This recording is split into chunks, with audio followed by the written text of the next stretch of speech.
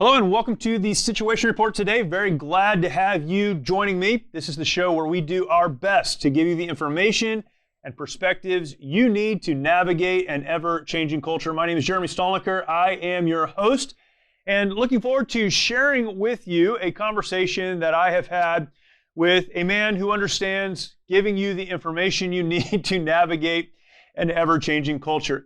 It's crazy living in a world like the one that we live in. We are not suffering to find people with opinions. In fact, everywhere we go, someone is telling us what they think. We get on social media, something that we were sold would be a place where we can connect with friends and family, and really what we find there is a lot of people with a lot of opinions, and many of those opinions disagree with ours, and then we get pulled into a fight, and then things get crazy. That's the world of social media.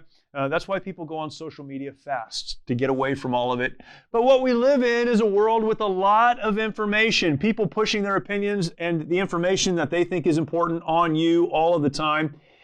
And as we're navigating an ever-changing culture, as we're navigating a world that it seems almost daily is changing, what was true yesterday, I put true in air quotes, what was true yesterday is not true today. What we accepted yesterday, we no longer accept today. Things are changing all of the time. The weapon that we have, really what we can hang on to as we navigate that world that's constantly changing, is good information.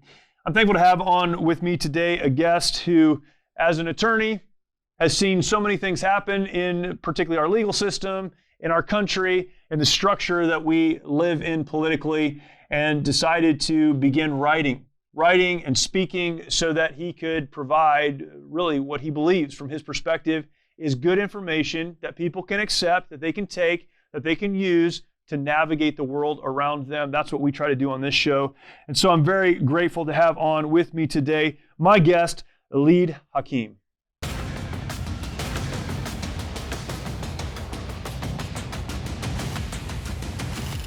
My guest is Elad Hakim. Elad is an attorney and columnist, a regular guest on OAN and a number of other outlets, published in the Washington Examiner, the Federalist, so many other places. Elad, thank you so much for joining us. Really appreciate it.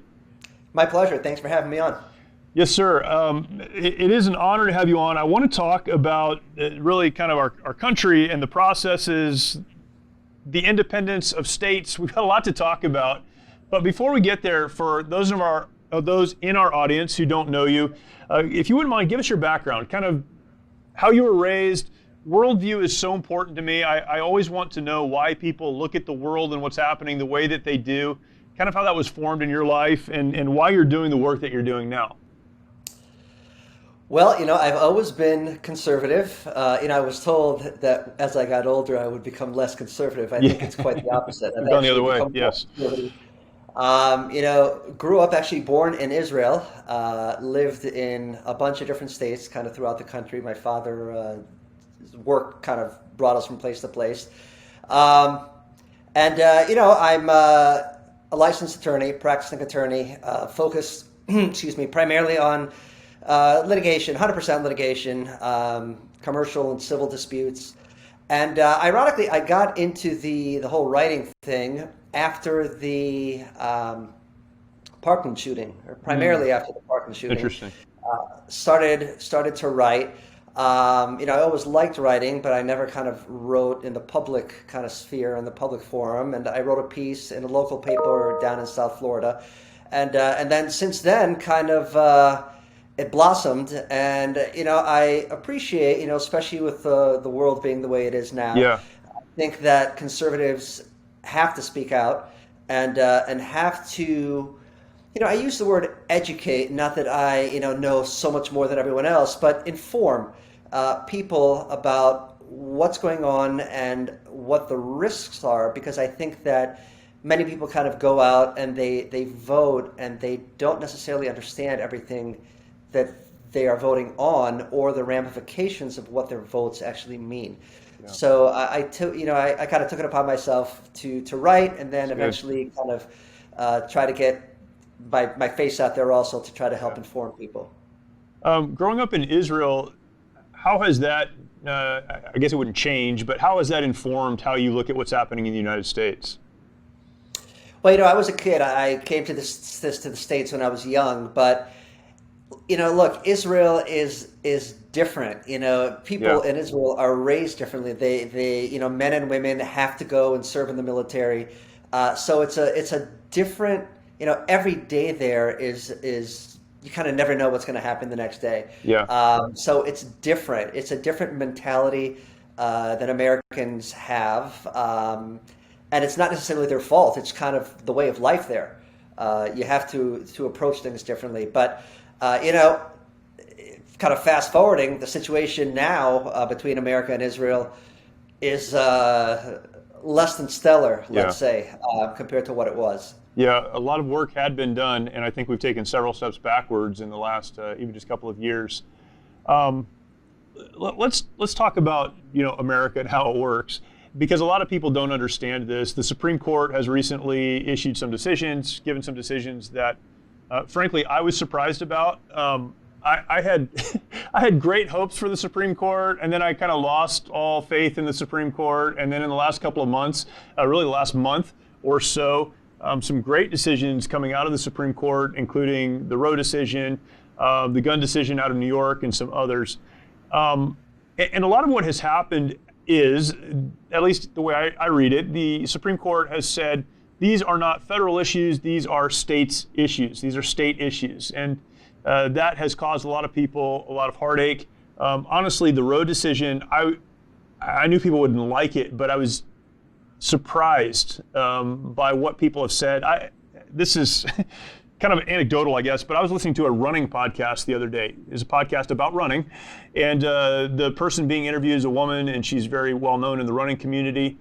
And the host asked her how she felt about women in sport, women in running, and if the world has opened up and if things have gotten better. And she said, it's such a hard time to be a woman right now. Our rights are being taken away, and we don't know what's going to happen next, and we're taking steps backward. And she took this hard turn to talk about how rights of women have been taken away. And again, I think so much of this is a misunderstanding of A, what the ruling was, but B, the role of the federal government in the life of states. Can you unpack some of that for us? Help us to see this correctly, not just the Supreme Court decision on Roe, but how we function as a country and why we function the way we do, and good, bad, or otherwise, how we should look at some of these things. Well, first, I should say that woman was right. I mean, women's rights are being taken away if you're a female athlete. Right. If you're a female athlete, then your rights are certainly being taken away because you're being inundated by biological men who are taking away opportunities from you. Right. Sure. That's not what she was talking about, oddly, but that is a great point. That is a great point. So look, first to your point. The Supreme Court decision in Dobbs was completely misconstrued. It was not only misconstrued by non-lawyers, but it was misconstrued by lawyers also. And I think it's part of a bigger point. We have the different branches of government, and the branches of government, the legislative, executive, and judicial, and each plays a different role. One of them creates the law, one of them enforces the law, and one of them interprets the law. All right, so we have those three branches, and it's all part of a system of federalism. And federalism basically is a way of breaking down power so that no branch of government has too much power. Right. And just so your listeners understand, you can understand what would happen, for example, if Joe Biden and the executive branch, for example, had all the power to make all the decisions, whether you could own guns, who you can marry, whether you could have an abortion. You can obviously see the problem that would come up with that because you have one group of people having too much power. So the system of federalism kind of breaks it down. And on top of that, you have, state issues and you have federal issues. And the Supreme Court, which is part of the judicial branch, just recently, and just for an example, issued the Dobbs opinion. And in the Dobbs opinion, the Supreme Court basically said the issue of abortion is not found anywhere in the U.S. Constitution. And because of that, we, the Supreme Court, don't really have the jurisdiction here to make any sort of decision. And just so people understand, I'll get to that in a minute. But so the Supreme Court said, okay, since we don't have the right to decide anything, this is going back to the states, and it's going back to the state legislatures. And it's up to the people. The people elect their state legislatures, and they can vote for who they want, and based on who they vote for, the state will decide on the issue of abortion. So what then did the Biden administration do? The Biden administration said, well, wait a minute, we're not happy with the Supreme Court decision, and we're going to go ahead and issue an executive order. And in that executive order, which really meant nothing. I mean, executive order isn't law per se. The Biden administration started kind of, I think it was more posturing for people who were going gung-ho when it came to the Dobbs decision. Yeah. But it kind of made certain guarantees or promises with respect to abortion, and it tried to kind of take away the rights from the states. The Supreme Court just said, hey, the issue of abortion belongs to the states. The decision belongs to the states. So the Biden administration kind of tried to circumvent the Supreme Court decision and give it back to the states, give it back to the federal government. And on top of that, Congress then went ahead and said, that's not even enough. We want to go ahead and codify the issue of abortion. And the problem with that is, for Congress to act, Congress has to act by way of some sort of constitutional power. Otherwise, Congress can't just decide to do whatever Congress wants to do. It'd be nice if Congress just go ahead and make any law it decides. Now, Congress can go ahead and make a law, for example, if someone is not following the Constitution. But Congress can't go ahead and redefine a constitutional right. And that's what Congress is trying to do here.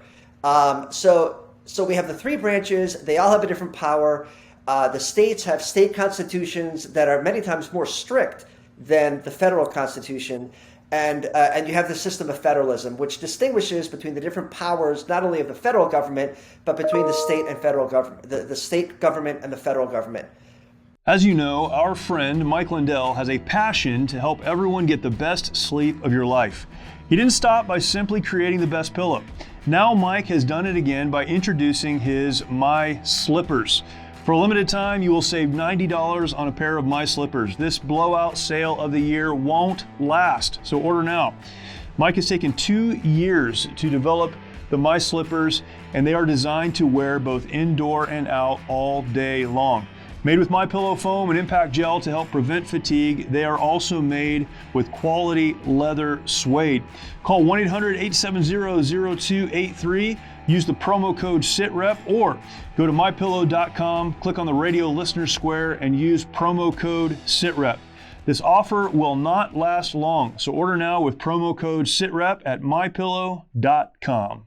When you look at everything that's happening, and it's easy to dismiss the reaction of people, particularly on the left, as they just misunderstood. So they've misunderstood this. They don't know how it works. They don't understand what you just explained. That's an easy explanation. Do you see it as simply people who are responding don't know how all of this works, and that's why they're responding the way that they are? Or is there something bigger at work? I go to the other extreme where, to me, it feels like not just the Biden administration, but those on the left are trying to consolidate power in the federal government. How do you view not only the reaction, but the steps that are being taken by the administration? Oh, 100%, I agree with you. And let me clarify. By misunderstand, I think that some people genuinely misunderstand based on what they're fed. Sure. So they are. Clearly, people in Congress understand the opinion. Clearly, most lawyers understand what the Supreme Court is saying, but they are construing it and they are characterizing it in a way which is feeding into, it's causing this rift between Republicans and Democrats. But further to your point, absolutely, Democrats are trying to consolidate power, and it's not only with respect to abortion. I mean, you look at a perfect example is the Voting Rights Act. Yeah. I mean, the Constitution is also clear that it's up to the state legislatures to determine the time, place, and manner of elections. So what do the Democrats do? Unfortunately, for people like Joe Manchin and a few others, they tried to pass H.R. 1, the Voting Rights Act, which basically took away most, if not all, of the power from the states. So between abortion, between voting, between the Second Amendment, where they're trying to now slowly eviscerate the Second Amendment rights. They are trying to systematically take away rights, constitutional rights that are given to the states and to the people, Yep. more importantly, and to take power and to basically to rule over us, to control over us Yep. by way of exhibiting power. When you see what's happening, and we see the response from people, generally the general population, the general public. As a conservative, I've always known that there was a difference between me and people who aren't conservative. I mean, we know that. We grow up in this world. We generally, I think, have believed we want the same thing. We both want freedom, and we both want a better America and a better future for our kids. But we just disagree on how we're going to get there. That's what we disagree on. But now we look at what's happening, and it doesn't even seem like those on the left and those on the right want the same thing. We are not just disagreeing about how to get to the location or the destination. We're disagreeing about the destination. Do you see that being the case? Are we talking about two different Americas? I so often feel like I'm talking past people that don't agree with me. Like we're just not even having the same conversation. Is that because we don't view the world the same way? What's happening that's allowed this weird universe we're living in right now to take place? Why are we here right now? Well, that's a really, really good question. I mean, I think if we could figure that out, Sure, we'd yeah, sure. make it a lot easier to kind of find a nexus. But, I think part of it is just what we deem as being important. I don't know about you, but it's incredibly difficult to even have a discussion Right. with many people on the left. So you can't even reach the point of saying, how can we find some sort of nexus Sure. or middle ground? Right. Because as you know, once you start voicing your opinion as a conservative, you're automatically deemed to be whatever they want Yeah. to call you. You're a racist, a homophobe, whatever Yeah. it is. So, but I think it's the issues of importance. If you've noticed, so many of the left wing talking points these days are social issues. Whether it's who can marry whom, who can participate in sports with whom, the use of pronouns. I mean, listen, with all due respect, all these things don't really matter Right. if you don't have a country. Yeah. Republicans are more focused on some of the bigger issues. How are people going to put food on the table? How are we going to control the economy? How are we going to control inflation? Democrats, at least the modern day Democrat, I don't want to classify them into one big group because the original classic Democrats don't really exist anymore. Sure. But those that do, they had a different mind frame. So look, your guess is as good as mine. It's like two hemispheres. We are in two different planets when it comes to what we're looking at and what we deem as important. When I think of classic liberal or classic Democrat, I think of guys like Joe Manchin. He's an old Democrat, and I think he's held the line for us. It's funny that I'm rooting for him more than I'm rooting for the Republicans right now, because he seems to be the guy who's been the firewall on a lot of these issues. And I know today he came to some agreement on some things I disagree with, so blows my whole position on him. But he's been good and he's been strong, and I think he has understood some things that even a lot of Republicans haven't understood. Do you feel like the Democratic Party has gone too far? I think of things like late-term abortion, partial birth abortion. I think of a lot of these social issues, maybe the transgender issue, or men in women's sports, and a lot of the social issues you just mentioned. Even those who would identify as socially liberal, I think a lot of folks have said this is too far. This is beyond even what I believe as a social liberal. I think of someone like Tulsi Gabbard, who is clearly on the left, but she has said, I can't go that far left. And I wonder how many people are in that camp. Have the Democrats gone too far? And if so, will that cause the pendulum to swing back in a more conservative direction? Well, I wrote a piece about this not too long ago, and it looked at the effect of, for example, abortion. How much is the Dobbs decision going to sway or potentially sway the election? Right. And to your point, you're exactly right. It's not necessarily that people agreed or disagreed with Dobbs. Okay, yes, there are people who are pro-choice, Sure. there are people who are pro-life. The problem, the disconnect that the Democrats are having with a lot of voters is that they're just too extreme. Yeah. And it's exactly what you're saying. Some voters will say, okay, we agree with abortion up to a certain week point, 24, whatever, Yeah. 15 weeks. But a lot of them are saying, we don't agree with no, abortion on Yeah. demand at any Yeah. time, or abortion after. I think in California they were looking to allow abortion up to a week Sure. after birth. The polls show that that's not having a big impact on voters' minds right now. Voters are more concerned with some of the issues we talked about earlier. Inflation, energy costs, food costs. And if Democrats are going to try to make this a referendum on women's rights Yeah. and abortion, they're not going to fare well. But I'll tell you something. I do worry about election integrity. The whole that I don't know if it's a sinful word to use these days, but I do worry. I know a lot of Republicans are talking about a red wave, a red tsunami, and I'll tell you what. You better make sure that you have your I's Yeah. dotted and your T's crossed, and that people are in place to make sure that these new laws that have been passed in some of these states are actually complied with. And because I'll tell you, what happened in 2020 just cannot happen Right. again. Yeah, and we seem to have taken some steps forward in that regard. I'll tell you, my concern is that we will have a red wave during the midterms, and then Republicans will fail to do anything, and then come the presidential election, we're going to be in trouble.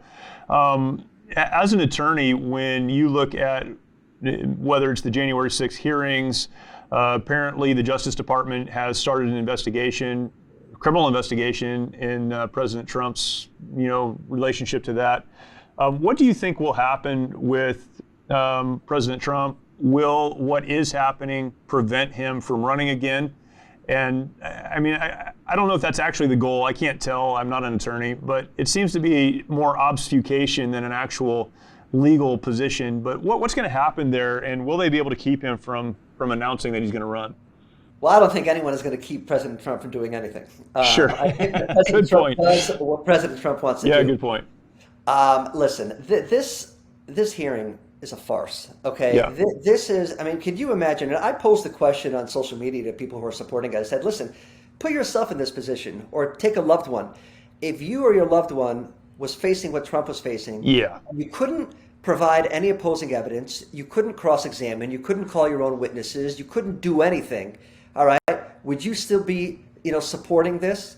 Yeah. And none of them were able to give me an answer. One of them told me he wasn't on trial. Very, very good. Yeah. Thank you very much. Yeah, thank But you.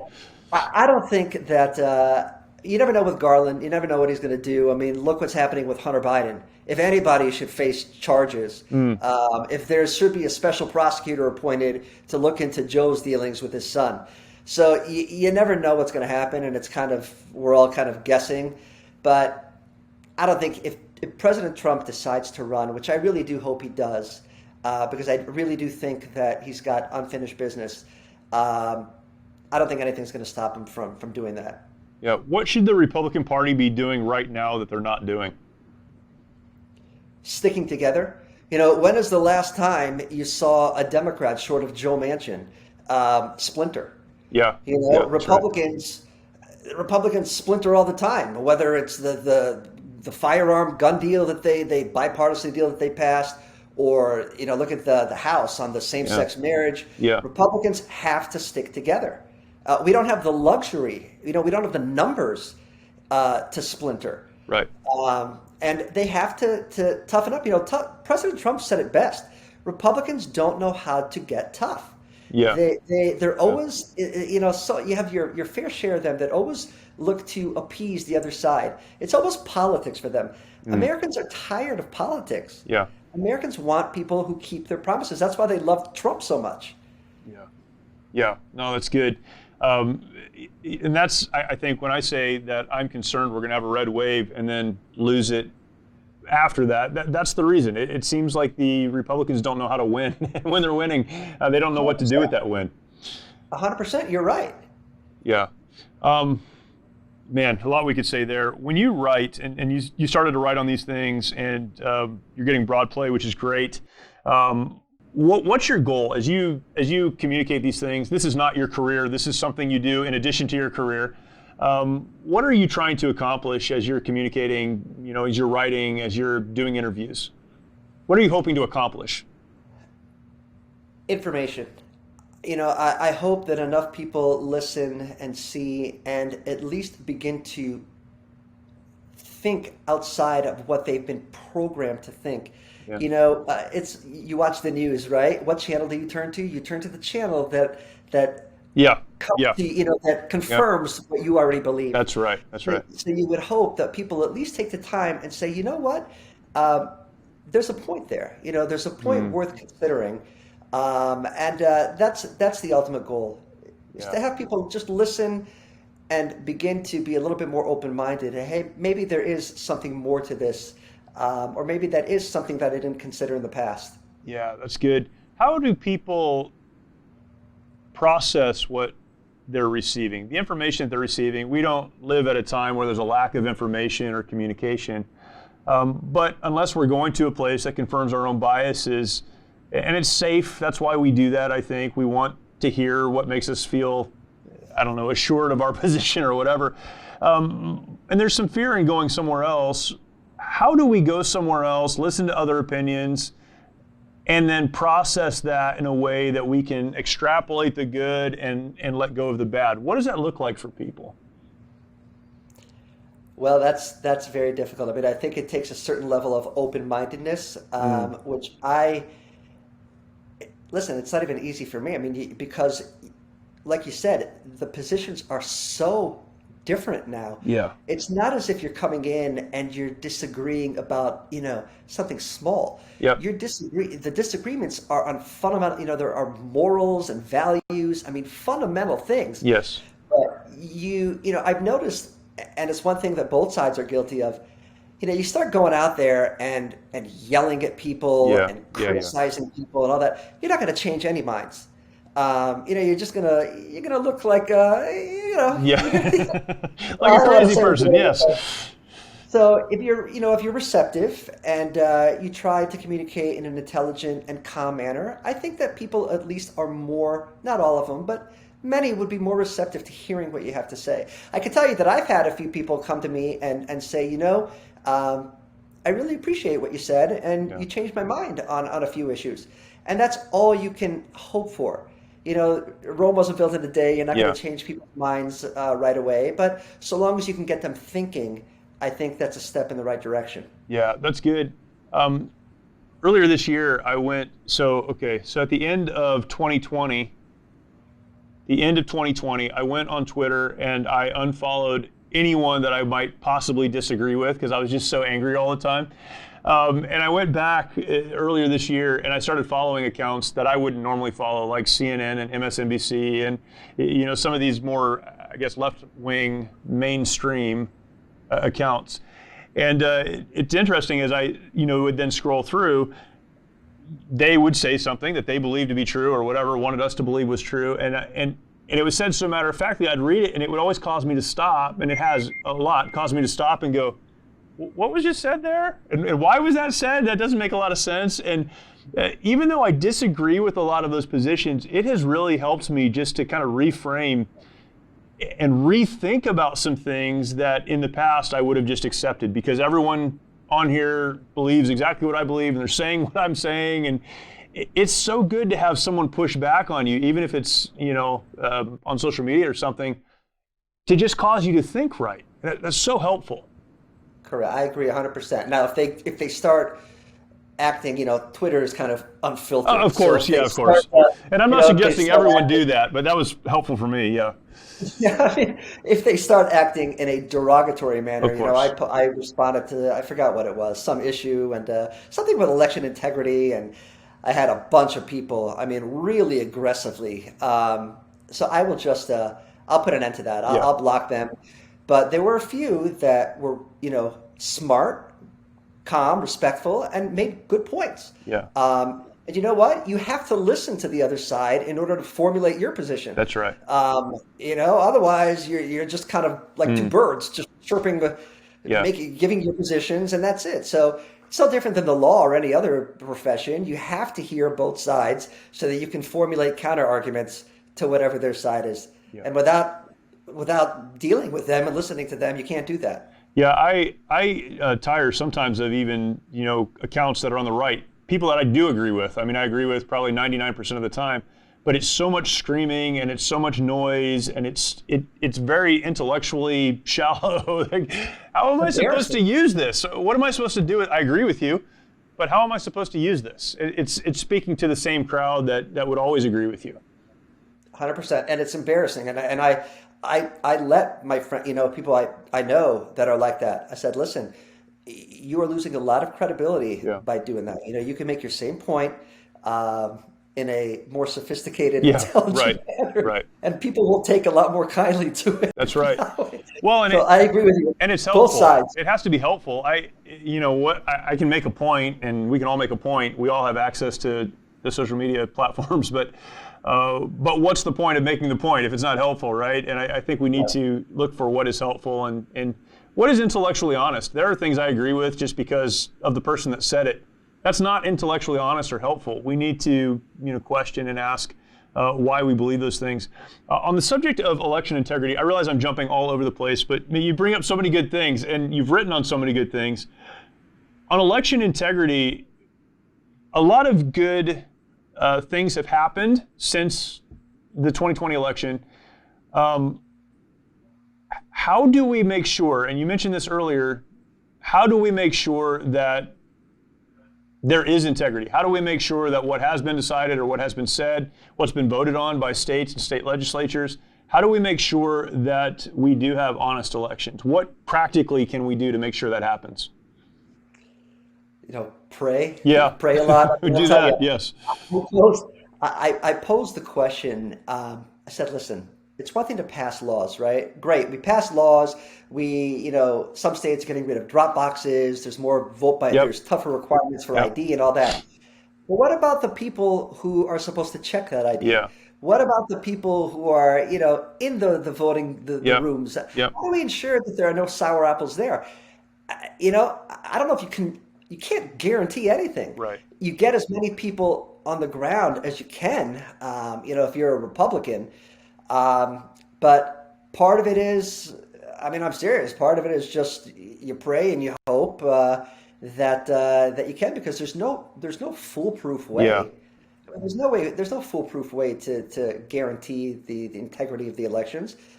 You just pass laws to the best of your ability, and then hope that they're followed. What else can you do? Yeah, and remaining vigilant, I guess. If you see something that's not right, then call it out and be willing to stand up. But you're exactly right. We need the right people.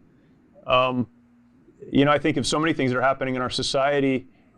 We need to wind back to where it begins. It begins in kindergarten, where teachers are talking about every crazy thing to kindergartners, and that begins to develop a character that is kind of antithetical to our American way of life in these kids, and they grow up, they go into high school, they get into colleges where they're taught something completely different, and we really need to focus on the character of people, and I think that 100%. Yeah. And I don't know if you heard what happened in Florida. I should add, it's nice to have a tough governor, a no-nonsense governor. And, we saw what happened in Georgia in 2020, as opposed to take someone like, Florida, right? We have Governor DeSantis, and he's a no-nonsense governor, and just recently, just yesterday, there was administrative complaint that was filed against the bar in Miami, because the bar was basically, the allegations are that, hey, we have video of drag shows going on here with young kids. Young kids are at this bar and there's drag shows and they're putting dollar bills into the, so there was a lawsuit filed now seeking to revoke the liquor license from that bar. And I'll tell you what, I just bring that up because you're right. It starts from a young age. They're trying to indoctrinate and sexualize kids in school. They're trying to teach CRT in the classroom. People are being sued for misgendering. Years ago, this would have been insane to even think about. Yes. And this is what society is all about. This is what the left is concerned about when people can't put food on the table, when it costs $100 to fill up your Yep. car with Yep. gas. This is what's important. Yeah. Yeah. What a crazy time we're living in. Information is so powerful. The tagline of our show is giving you the information and perspectives you need to navigate an ever-changing culture. And I think as culture changes, we need the right information and the right perspectives. And to that end, where can people follow you? You write on these issues and you do think clearly. It makes sense, and we can use these things as we're out and about in our lives. Where can people follow you in the work that you do? Find me on Twitter at Elad Hakim. Otherwise, I have on Facebook, Thoughtfully Conservative is the name of my page. So just look me up and jump in. No matter where you stand, feel free to follow and to jump in. That's awesome. Elad Hakim, thank you so much. Really appreciate your time and your insights. Thanks so much for having me on. Yes, sir. Many of our veterans feel they need to fight their battles alone. This self-isolation has led to the staggering statistic of more than 20 veterans taking their lives every day. The mission of Mighty Oaks is to eradicate the veteran suicide epidemic and help our warriors change their legacies. We've been able to help over 4,000 veterans and first responders by equipping them with the tools they need to live the lives they were created to live. Our faith-based, peer-to-peer approach has one of the highest success rates of any program available today, offering hope and understanding to those who need it most. By aligning their lives to biblical principles, these men and women are able to lead their families, their communities, and our nation. It's your generosity that can make a difference in the lives of the men and women who have fought for our country and our freedoms. Now that they're home, don't let them fight alone. Learn more at mightyoaksprograms.org. So appreciate those perspectives. Elad is one of those guys, and you just listened to the show, so you know this. I just had so many different questions, and it's so clear. I love clear thinking, because clear thinking is helpful to me, and it allows me to think a little more clearly and to be able to really state my own positions better. So really appreciate it. Please follow Elad. Go to Twitter. He's there. He's very active there. Follow him as he writes and as he speaks. You'll be better off for it, so please do that. If you're not yet subscribed to this podcast, make sure that you subscribe. You can subscribe right now, wherever it is you're listening from. You're listening, subscribe right now before you do anything else. Subscribe. Then go over to YouTube. You can find our channel, The Situation Report. And on The Situation Report YouTube channel, you can also subscribe. Then hit that notification bell. Leave us a comment. Share this content out. That will be helpful to you, to the people you share with, and certainly to us. Appreciate you joining us today. Thank you for watching. Thank you for listening. We will talk to you next time.